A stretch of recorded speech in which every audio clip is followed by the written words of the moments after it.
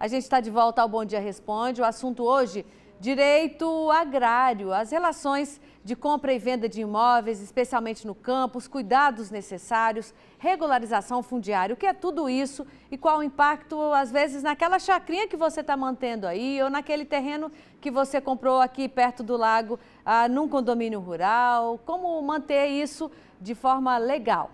Participe com a gente. Nós estamos conversando com o doutor Arão de Deus Moraes sobre esse assunto. Doutor Arão, chegou a pergunta dizendo o seguinte: comprei uma chácara de 1 hectare em um condomínio que era uma fazenda. Essa fazenda foi dividida em lotes, eu pago parcelas. Tenho contrato de compra e venda, faltam 15 parcelas para quitar. O que devo fazer quando terminar de pagar, quando tiver essa quitação na mão? Se eu terei uma escritura individual ou certamente essa escritura vai ser coletiva, ou nem sei como é o nome adequado? Diga aí pra gente. Pois não, sendo uma chácara pressupõe que faz parte de um ambiente rural. E sendo um ambiente rural, esse imóvel não poderá ser levado a registro individualmente, porque o módulo rural no estado de Tocantins hoje são 4 hectares. Então só pode ser levado a registro numa matrícula individual imóveis de 4 hectares acima.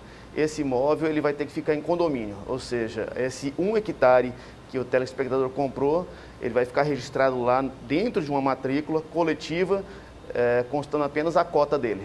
Pois é, aí a pessoa não vai ter, a escritura vai ser coletiva, vai sendo fracionado lá na escritura o nome de cada um e de repente do companheiro ou da companheira, dá o nome de todo mundo, mas aí cada um tem uma cópia daquela escritura, que não é individualizada, ela é coletiva, é isso? Isso, a certidão de matrícula vai constar várias pessoas, quantas pessoas estiverem dividindo aquele imóvel rural. Certo. Com relação a gente investigar a origem lá do documento lá atrás, vai no cartório de registro mais perto ou qualquer cartório de registro de imóveis pode identificar, vamos dizer assim, o histórico de um imóvel?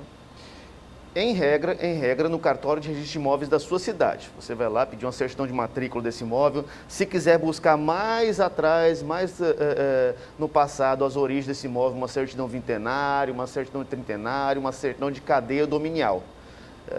Aí você vai poder analisar, mas isso é em regra, né? Por exemplo, Palmas é uma cidade recente, é uma cidade nova, né?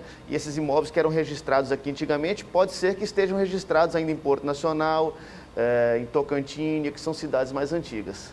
Agora, se no decorrer do processo de regularização de um imóvel, um dos donos ali ou um dos ocupantes daquela área morre, como é que fica a questão de inventário? Aí vai tudo para o inventário, ainda que seja uma área coletiva? Vai para o inventário pelo menos os direitos relativos àquele imóvel. Você pode ser possuidor daquele bem. E se o possuidor dele falece, os filhos têm direito, não ao imóvel, porque ele não detinha às vezes aquele imóvel, ele detinha apenas os direitos sobre aquela posse. Então é obrigado que se inventarie também aqueles direitos. O que significa? Qual é a diferença entre valor venal e valor real do imóvel? Valor venal é aquele para fins de imposto, é calculado sobre a terra nua, é dada até por uma tabela do município, né? O outro valor é o comercial, é aquilo que se dá para fins de comércio. Normalmente eles distinguem um do outro, o valor comercial sempre é um pouco maior. Certo. Um desses valores é usado, como o senhor disse, para fazer para o cálculo de impostos, por exemplo. Sim.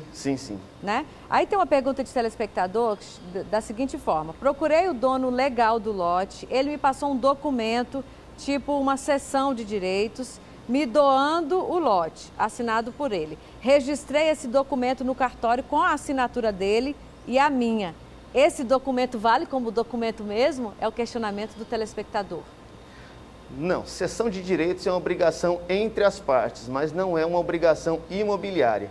Para você transferir um imóvel, seja ele urbano ou rural, é muito importante que, além desse contrato particular entre as partes, você passe por uma escritura pública de compra e venda e depois leve o imóvel a registro. É assim que vai transferir de uma pessoa a outra. O que muita gente não entende, doutor Arão, e é bom a gente explicar, uma coisa é se registrar o imóvel, registrar o negócio do imóvel e depois registrar o imóvel. Em cartórios diferentes isso acontece, né? Exatamente. o contrato. Às vezes a pessoa confunde que fez um contrato particular e reconheceu a assinatura, reconheceu a firma. Aquilo ali ainda não é um contrato oficial. Para você começar a negociação do imóvel, você vai fazer uma escritura pública de compra e venda, que aí se dá num cartório de notas. Tá? E aí desse cartório de notas, você fez a escritura por de compra e venda, você leva a registro, que aí sim é no cartório de registro de imóveis. Isso aqui em Palmas a gente tem todos esses cartórios bem distintos, né? Mas no interior, por vezes, os cartórios acumulam funções e existe o cartório de notas no mesmo lugar que o cartório de registro de imóveis. Então, você tem que verificar bem essa situação. Ao falar de registro de imóvel, eu posso colocar no nome de um filho menor de idade? Ou não? Pode colocar, sem problema. Só não pode configurar que seja fuga de uma responsabilidade por conta de uma outra situação, às vezes de uma dívida ou de alguma partilha de bens, né? Exatamente. Aí entra a figura da simulação. Se você está tirando o imóvel do seu nome para colocar em nome de um terceiro, seja mesmo ele filho, para fugir de uma dívida, aí se entende que o negócio é simulado e por ser simulado ele tem um defeito e por ter esse defeito ele pode ser nulo.